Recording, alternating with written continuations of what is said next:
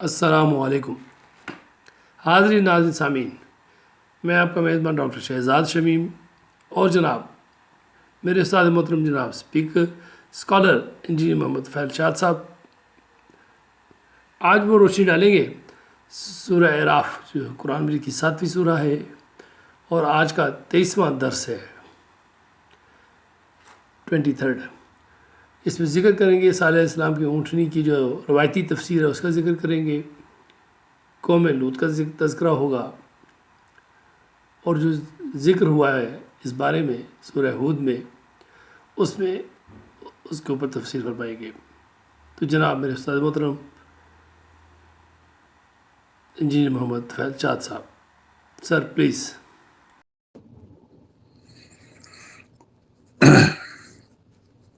بسم اللہ الرحمن الرحیم۔ آج 23 دسمبر ہے، سن ہے 2022 اور دن ہے جمعہ کا۔ میں ہوں محمد طفیل شاد۔ حاضرین و سامعین السلام علیکم۔ سورہ اعراف جو کہ قرآن کریم کی 7ویں سورت ہے، اس کا تسلسل ابھی جاری ہے اور آج اس کا ہے 23واں درس ہے۔ تو سامعین کرام، میں نے پچھلے درس میں آپ کو ناقہ صالح سلام علیہ اس کی حقیقت بیان کی تھی۔ آپ کی یاد دہانی کے لیے میں اسی جگہ سے شروع کرتا ہوں، لیکن اس کے ساتھ ہم جو ناقہ صالح کی روایتی تفسیر ہے وہ بھی ہم بیان کریں گے، اور پھر آگے قوم لوط کا تذکرہ آئے گا اور جس کا ذکر سورہ ہود میں بھی ہے۔ تو ہم کوشش کریں گے کہ ان چیزوں کو آج کے درس میں کور کیا جائے۔ تو ہم سامعین کرام، آپ کی یاد دہانی کے لیے صالح سلام اللہ کی اونٹنی جو تھی اس کی حقیقت کو، حضرت صالح سلام اللہ کی اونٹنی کو اس کے سوا کوئی اور فضیلت حاصل نہیں تھی کہ وہ چشموں اور چراگاہوں کے عہد مساوات کی نشانی قرار دی گئی۔ قوم سمود پر عذاب ازائے ناقہ، یعنی اس اونٹنی کو تکلیف پہنچانے کی بدولت عذاب نہیں آیا تھا، بلکہ چشموں اور چراگاہوں جیسی عوامی چیزوں پر غاصبانہ قبضہ جمانے کی بدولت آیا تھا، جن پر پوری نوع انسانی کے مشترکہ یعنی سانجھے استعمال کا مساویانہ حق دوپہر کے سورج کی طرح عیاں ہے۔ بالفاظ دیگر، اونٹنی کا قتل نظریہ مساوات ربوبیت عامہ کا قتل تھا، جو اللہ تعالیٰ کے اولین اعلان ربوبیت عامہ الحمدللہ رب العالمین سورہ الفاتحہ میں اس کی یہ کھلی مخالفت ہے۔ آج ہم اسی ناقہ صالح یعنی صالح سلام اللہ کی اونٹنی کی حقیقت جو روایات نے بیان کی ہے، وہ روایاتی تفسیر ہم بیان کرتے ہیں کہ روایتی تفسیروں نے جہاں حضرت صالح کی اونٹنی کی پیدائش کے متعلق یہ تصور پیش کیا ہے کہ وہ پلی پلائی جوان اور حاملہ اونٹنی پہاڑ سے نکلی تھی، اسی طرح اس کے قتل کے متعلق یہ اس طرح کا افسانہ جو ہے وہ پیش کیا جاتا ہے، جو ابھی میں آپ کے سامنے بیان کرتا ہوں۔ جیسے کہ پیچھے 27/49 27/49 کے مطابق ہم یہ پڑھ چکے ہیں، اس کا میں اظہار بھی کر چکا ہوں کہ قوم سمود کے 9 متکبر یعنی پر غرور سرداروں نے حضرت صالح پر شب خون مارنے کی قسم کھائی تھی، اور 91/12 91/12 کے مطابق انہی میں سے ایک انتہائی شکی سردار نے ناکے صالح پر ہاتھ اٹھایا اور اس کے پاؤں کاٹ دیے، جس کی غرض عہد مساوات کو توڑنا تھا۔ لیکن اس کے برعکس تفسیر موزل قرآن میں سورہ شعراء 26/157 26 اور 157 اس کی تفسیر کے ضمن میں قتل ناکہ صالح کے متعلق لکھا ہے کہ ایک عورت بدکار کے گھر مویشی بہت تھے، اس نے چارے اور پانی کی تکلیف سے اپنے ایک یار کو سکھایا کہ اس اونٹنی کے پاؤں کا یعنی ٹکڑے ڈال دے، ٹکر ڈال دے، یعنی روٹی ڈال دے۔ اس کے 3 دن بعد عذاب آیا، یعنی اس کو سکھایا کہ اونٹنی کے پاؤں کا ٹکر ڈال دے، اور اس کے 3 دن بعد عذاب آیا۔ اس بیان پر سوال پیدا ہوتا ہے کہ اگر قتل ناکہ یعنی اس اونٹنی کا قتل محض ایک بدکار عورت کا فعل تھا، تو ساری قوم پر عذاب کیوں لایا گیا؟ ہاں جی، اسی طرح پانی پلانے کے لیے جو باریاں مقرر کی گئی تھی، قوم کے سرداروں اور غریب عوام کے مویشی روزانہ اپنی اپنی باری پر پانی پلانے کے لیے حاضر کیے جایا کریں گے، تاکہ کوئی مخاصمت دشمنی پیدا نہ ہونے پائے۔ تو کیا مذکورہ بدکار عورت کے مویشیوں کو اپنی باری پر پانی میسر نہیں آتا تھا؟ اب قوم لوط کا تذکرہ۔ سورہ اعراف میں قوم لوط کا تذکرہ بھی اجمالی طور پر نہایت مختصر انداز میں اختصار کے ساتھ آیا ہے۔ اس قوم نے اغلام اور راہزنی جیسے عظیم جرائم کی مجرم ہو کر اپنے آپ کو قومی یشکرون کے زمرہ سے خارج کر لیا تھا۔ ان کی بستی میں آنے والے مرد یعنی رجال ان کی حفظ اغلام کا نشانہ بنتے تھے۔ چنانچہ سلسلہ درس کی اگلی آیت مجیدہ میں ان کا اجمالی جو ہے وہ ذکر کیا گیا ہے۔ بسم اللہ الرحمن الرحیم۔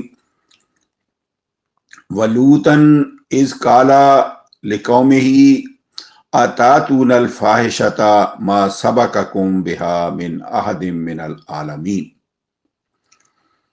اور لوط کو ہم نے ان کی قوم کی طرف بھیجا، وہ قابل ذکر ہے جب انہوں نے اپنی قوم کو کہا کہ تم ایسی بے حیائی کے مرتکب ہوتے ہو کہ تم سے پہلے دنیا میں اس برائی کا مرتکب کوئی ایک شخص بھی نہیں ہوا۔ انکم لتاتون الرجال شہوۃ من دون النساء بل انتم قوم مسرفون۔ حضرت لوط سلام اللہ نے مزید یہ فرمایا، بے شک تم ضرور جنسی تسکین کے لیے عورتوں کے بجائے مردوں کے پاس آتے ہو، حقیقت یہ ہے کہ تم اللہ تعالیٰ کی حدیں پھاندنے والی قوم ہو۔ تو سامعین کرام، قوم لوط کا ذکر قرآن مجید میں سورہ اعراف، سورہ حجر، سورہ انبیاء، سورہ شعراء، سورہ نمل، سورہ عنکبوت، سورہ صفات، سورہ الذاریات، قمر اور سورہ فیل میں بھی آیا ہے۔ ہم انشاءاللہ تکرار کو چھوڑ کر اس کی تفصیل تمام صورتوں سے عنقریب انشاءاللہ ہم پیش کریں گے۔ فی الحال اجمالی ذکر جو ہے وہ سورہ اعراف کے 7/82 میں اس کو آگے لے کے چلتے ہیں۔ وما کانا جواب قومہ الا ان قالوا اخرجوہم من قریتکم انہم اناس یتطہرون۔ حضرت لوط کی تبلیغ ہدایت پر جب انہوں نے اس کی ہدایت کی تبلیغ کی تو ان کی قوم کا جواب اس کے سوا نہیں تھا کہ انہوں نے آپس میں ایک دوسرے کو کہا کہ انہیں اپنی بستی سے نکال دو، یہ لوگ بڑے پاک بننا چاہتے ہیں، یہاں ایسے پاک لوگوں کا کیا کام ہے۔ تو سلسلہ درس کی اس سے اگلی 2 آیات میں انتہائی اختصار کے ساتھ حضرت لوط کی ہجرت اور ان کی قوم کے برے انجام کی خبر دی گئی ہے۔ 7/83 7/83 فَأَنْجَيْنَاهُ وَأَهْلَهُ إِلَّا امْرَأَتَهُ كَانَتْ مِنَ الْغَابِرِينَ۔ پھر ہم اس قوم کی بدعمالیوں کی بدولت عذاب بھیجا، یعنی ہم نے اس قوم کی بدعمالیوں کی بدولت عذاب بھیجا، مگر لوط سلام علیہ سے اس کے ساتھیوں سے ہجرت کروا کر انہیں عذاب سے بچا لیا، سوائے اس کی بیوی کے، وہ اپنے عملوں کی بدولت پیچھے رہنے والوں سے تھی۔ اور 7/84 وَأَمْطَرْنَا عَلَيْهِمْ مَطَرًا فَانظُرْ كَيْفَ كَانَ عَاقِبَةُ الْمُجْرِمِينَ۔ ہم نے ان کی بدعمالیوں کی سزا کے طور پر ان پر پتھروں کا ایک مینہ برسایا، پھر اے مخاطب غور کر کہ اس مجرم قوم کا کیا انجام ہوا۔ تو سامعین کرام، سورہ ہود میں بھی قوم لوط کا ذکر آیا ہے۔ تو قوم لوط پر عذاب نازل کرنے کے ذکر میں اس امر کی وضاحت کی گئی ہے کہ ان پر مٹی کے پکے ہوئے نشان زدہ پتھروں کی بارش برسائی گئی تھی، اور یہ پتھراؤ اللہ تعالیٰ نے اپنے با اقتدار رسولوں سے منجنیقوں کے ذریعے کرایا تھا۔ نیز یہ اللہ کے رسول قوم لوط کی طرف آنے سے پہلے حضرت ابراہیم کے پاس آئے اور انہیں 2 بیٹوں اور 1 پوتے کی خوشخبری دی۔ قرآن مجید میں ان رسولوں کو پہلے حضرت ابراہیم کے مہمان کہا گیا ہے اور پھر حضرت لوط کے مہمان کہا گیا ہے۔ سورہ ہود میں اس ملے جلے ذکر کو قدر وضاحت کے ساتھ اس انداز سے شروع کیا گیا ہے۔ وَلَقَدْ جَاءَتْ رُسُلُنَا إِبْرَاهِيمَ بِالْبُشْرَى قَالُوا سَلَامًا قَالَ سَلَامٌ فَمَا لَبِثَ أَنْ جَاءَ بِعِجْلٍ حَنِيذٍ 11/69 11/69 بے شک ہمارے رسول ابراہیم سلام علیہ کے پاس خوشخبری لے کر آئے اور ان سے کہا سلامن۔ آپ نے کہا سلامن۔ پھر حضرت ابراہیم مہمانوں کی پانی وغیرہ کی فوری توازے کے بعد نہ ٹھہرے، مگر ان کی مہمانی کے لیے ایک بھنا ہوا بچھڑا لے آئے۔ تو سامعین کرام، فما اس میں فے میں وہ وقفہ مضمر ہے جو آنے والے مہمانوں کی اولین لازمی توازے پانی وغیرہ پلانے کے لیے مختص ہوتا ہے کہ سب سے پہلے مہمان کی بھوک کا نہیں بلکہ پیاس کا فوری انتظام کیا جائے۔ اس اولین مہمان نوازی کو حضرت ابراہیم جیسے مہمان نواز کی طرف سے کس طرح نظر انداز کیا جا سکتا تھا کہ انہوں نے مہمانوں کو پانی وغیرہ تو پلایا نہ ہو اور بچھڑا ذبح کرنے لگ گئے ہوں۔ سورہ ہود کی اس سے اگلی آیت مجیدہ میں آیا ہے فَلَمَّا رَأَىٰ أَيْدِيَهُمْ لَا تَصِلُ إِلَيْهِ نَكِرَهُمْ وَأَوْجَسَ مِنْهُمْ خِيفَةً قَالُوا لَا تَخَفْ إِنَّا ارسلنا الی قوم لوط، یہ ہے 11/70۔ پھر جب حضرت نے دیکھا کہ ان کے ہاتھ کھانے تک نہیں پہنچے تو انہیں مخدوش جانا یعنی خدشہ ہوا، ان سے خوف زدگی کو ذہن میں چھپایا، مہمانوں سے بھانپ لیا اور کہا، مہمانوں نے اس چیز کو بھانپ لیا اور کہا کہ خوف نہ کھائیں، بے شک ہم قوم لوط کی طرف اس کی تباہی کے لیے بھیجے گئے ہیں۔ ہم حضرت لوط کے مہمان ہیں، انہوں نے آپ کو حضرت اسماعیل کی پیدائش کی خوشخبری دی تو اس پر آپ کی بیوی تعجب کے ساتھ ہنس پڑی، کیا میں بڑھیا بانجھ بیٹا جنوں گی؟ اس کے متعلق ارشاد ہوا ہے، وَامْرَأَتُهُ قَائِمَةٌ فَضَحِكَتْ فَبَشَّرْنَاهَا بِإِسْحَاقَ وَمِنْ وَرَاءِ إِسْحَاقَ يَعْقُوبَ قَالَتْ يَا وَيْلَتِي أَأَلِدُ وَأَنَا عَجُوزٌ وَهَذَا بَالِي شَيْخًا إِنَّ هَذَا لَشَيْءٌ عَجِیب۔ یہ ہے 11/71 سے 72 تک، 11/71 to 72۔ اور ان کی بیوی پاس کھڑی تھی، وہ بیٹے اسماعیل کی خوشخبری پر اس حیرت کے ساتھ کہ بڑھیا بیٹا جنے گی ہنس پڑی۔ اس پر ہم نے اپنے رسولوں کے ذریعے دوسرے بیٹے اسحاق کی اور پوتے یعقوب کی خوشخبری دے دی۔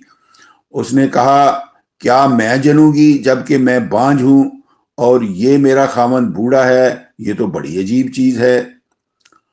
تو سامعین کرام، اس میں کھانے تک ہاتھ نہ پہنچے اس لیے کہ وہ حضرت ابراہیم کے بھی مہمان تھے۔ 15/51 اور 51/24، 15/51 and 51/24۔ حضرت لوط کے بھی مہمان تھے، 11/74 اور 54/37۔ اس لیے انہوں نے پانی حضرت ابراہیم یہاں کے پیا اور کھانا حضرت لوط کے ہاں جا کر کھایا۔ سامعین کرام، سورہ صفات میں بھی آیا ہے کہ حضرت ابراہیم بوڑھے ہو گئے مگر اولاد نہیں تھی، اس لیے حضور الہی میں دعا فرمائی، رب حبلی من الصالحین فبشرناہ بغلام حلیم۔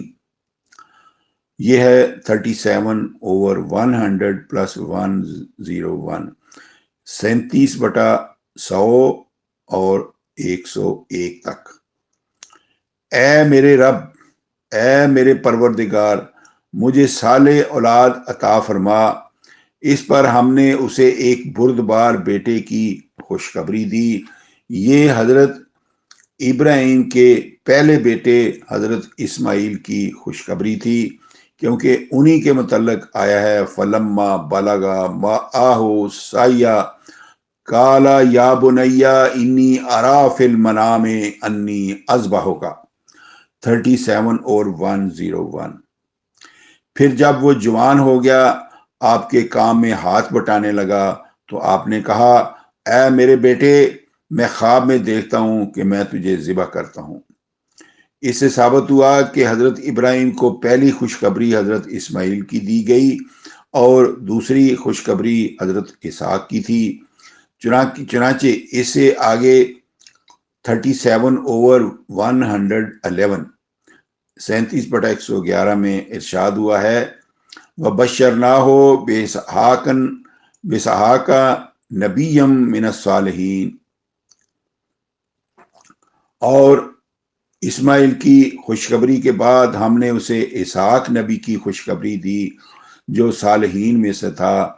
پس واضح رہے کہ حقیقت یہ ہے کہ حضرت ابراہیم کو پہلی خوشخبری حضرت اسماعیل کی دی گئی تھی جو 37/101 میں ظاہر ہے، اور 11/71 میں محذوف ہے، یعنی حذف کر دی گئی ہے، اور دوسری خوشخبری حضرت اسحاق کی تھی جو 37/111 میں بھی ظاہر ہے، اور 11/71 11/71 میں بھی ظاہر ہے۔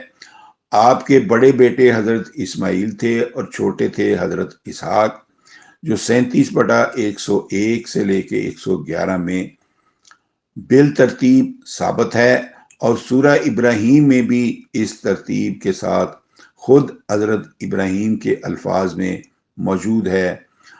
الحمدللہ الذی وہب لی علی الکبر اسماعیل و اسحاق ان ربی لسمیع الدعاء 14/39۔ سب اچھی تعریفیں اللہ تعالیٰ کے لیے ہیں جس نے میری دعا پر بڑھاپے میں یکے بعد دیگرے، ایک کے بعد دو بیٹے اسماعیل اور اسحاق عطا فرمائے۔ بلا شبہ میرا پروردگار ضرور دعا کو سننے والا ہے۔ پس سامعین کرام، 11/71 میں حضرت کے پہلے بیٹے حضرت اسماعیل کی پہلی خوشخبری وہ محذوف ہے، حذف کی گئی ہے، جس پر آپ کی بڑھیا بیوی تعجب کے ساتھ ہنس پڑی، مگر اس پر اسے دوسرے بیٹے اسحاق کی بھی خوشخبری دی گئی اور پوتے یعقوب کی خوشخبری بھی دی گئی، یعنی آپ کی زندگی ہی میں پوتا بھی آپ کو دیا جائے گا۔ اور ساتھ ہی مائی صاحبہ کو کہا قالوا اتعجبین من امر اللہ رحمت اللہ وبرکاتہ علیکم اہل البیت انہ حمید مجید 11/73۔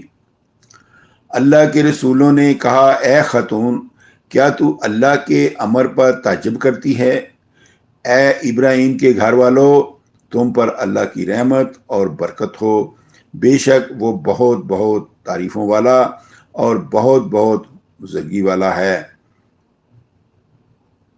تو سامعین کرام، یہ واقعہ گو آگے بھی چل رہا ہے، لیکن آج کا درس ہم یہاں ہی ختم کرتے ہیں اور اس سلسلے کو اگلے درس میں انشاءاللہ جاری رکھیں گے۔